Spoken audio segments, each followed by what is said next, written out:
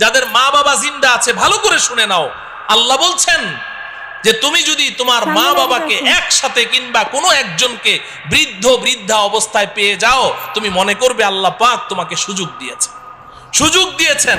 মাকে পেয়েছো, বাবাকে পেয়েছো বা উভয়কে পেয়েছো, তো আমি আল্লাহ তোমাকে 5টা কর্মসূচি দিচ্ছি। কয়টা? কয়টা?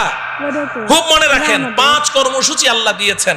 1 নাম্বার হলো ফালা তাকুল্লাহুমা উফ, ফালা তাকুল্লাহুমা উফ। তুমি তোমার মা বাবার সামনে এমন কোনো কথা বলতে পারবে না, এমন কোনো কাজ করতে পারবে না যে তোমার কথায় কাজে কষ্ট পেয়ে তোমার মা কিংবা তোমার বাবা বলবে উফ। উফ শব্দটা তোমার মা বাবা যদি উচ্চারণ করেছে, তোমার জান্নাতের বাড়িতে আর যাওয়া লাগবে না। কিংবা তোমার মা বাবার কোনো কথা শুনে তুমি বিরক্ত হয়ে বললে উফ বাবা থামো তো, উফ মা চুপ করো তো, এই যে তুমি উফ বলেছো, তোমার জন্য জান্নাত হারাম হয়ে যাবে। লা তাকুল্লাহুমা উফ, 1 নাম্বার। 2 নাম্বার ওয়ালা তানহারহুমা, বাবা মাকে ধমক দিয়ে কথা বলিস না, ঝাড়ি মেরে কথা বলিস না। তোর হাতে তোর শরীরে এখন অনেক শক্তি আছে, তো মা বাবা দুর্বল হয়ে গেছে, এখন মা বাবার সাথে ধমক দিয়ে কথা বলবি, ঝাড়ি মেরে কথা বলবি, আমি আল্লাহ এটা তোর জন্য হারাম ঘোষণা করলাম। ধমক দিয়ে কথা বলিস না। লা তানহারহুমা।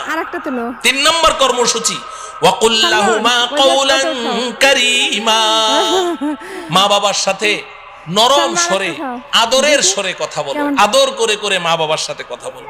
যখন মা বাবা বুড়া বুড়ি হয়ে যাবে, তো সে তোমার ছোট বাচ্চা 3 বছর 4 বছরের বাচ্চার মতো হয়ে গেছে, তোমার 3 বছরের সন্তানটার সাথে বলো। তুমি যখন ঘর থেকে বের হও, তো বাচ্চাটাকে কোলে নিয়ে 2 গালে চুমু দিয়ে বলো আব্বু তোমার জন্য কি আনবো, মজা আনবো, তক্কেত আনবো, বিক্কু আনবো, কি ঢং করে করে তুমি কথা বলছো। তো তোমার বাচ্চাটার সাথে এত সুন্দর করে কথা বলো, মা বাবার সাথে কথা বলতে গেলে তখন তোমার মেজাজটা কেন খারাপ হয়ে যায়?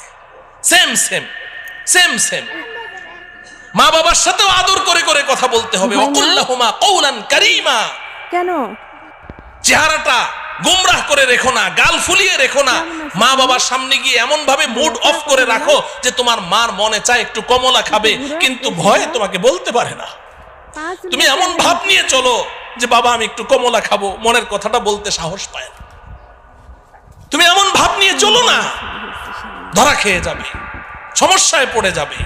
ফ্রি হয়ে যাও মা বাবার সাথে, এমন ফ্রি হয়ে যাবে যে তাদের মনের মধ্যে যেই কথা আসবে সেটাই যেন অকপটে তোমাকে খুলে বলতে পারে, ভয় যেন না পায়। ওয়াকুল্লাহুমা কওলান কারীমা। সামনে আসো একটু। 4 নম্বর কর্মসূচি আল্লাহ দিচ্ছেন ওয়াখফিদ লাহুমা জানাহাজ যুল্লি মিনার রাহমা। এই যুবক, মা বাবার সামনে তোমার বিনয়ের 2টো ডানা বিছিয়ে দাও। মা বাবার পায়ের নিচে তোমার বিনয়ের 2টো ডানা বিছিয়ে দাও, একদম নরম হয়ে যাও, নরম হয়ে যাও। 4টা কর্মসূচি আল্লাহ দিয়েছেন। এইভাবে মা বাবাকে লালন পালন করো। এক সময় মা বাবা চলে যাবেন, তুমি ঋণ পরিশোধ করতে পারোনি, কোনোদিনও পারবে না। তোমার গায়ের চামড়া খুলে দাও, তাও ঋণ পরিশোধ হয়নি। মা বাবা তো চলে গেছেন, 4 কর্মসূচি তুমি পালন করেছো। এবার আমি আল্লাহ তোমাকে 5ম আরেকটা কর্মসূচি দিচ্ছি। ওয়াকুর রাব্বিরহামহুমা, ফুল দাও। ওয়াকুর রাব্বিরহামহুমা কামা রাব্বায়ানি সগীরা।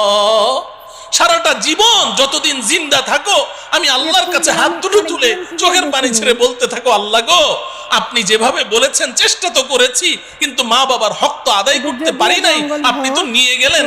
আল্লাহ গো আমি যখন দুগ্ধপুষ্য শিশু ছিলাম, তখন আমার মা আমাকে যেভাবে আদর আহ্লাদ করে লালন পালন করেছেন, আমার বাবা যেভাবে আমাকে আদর সোহাগ করে লালন পালন করেছেন, আল্লাহ গো এখন তো আমার আব্বা আম্মা আপনার কাছে, আপনিও আমার আব্বা আম্মাকে ওইভাবে আদর সোহাগ করে লালন পালন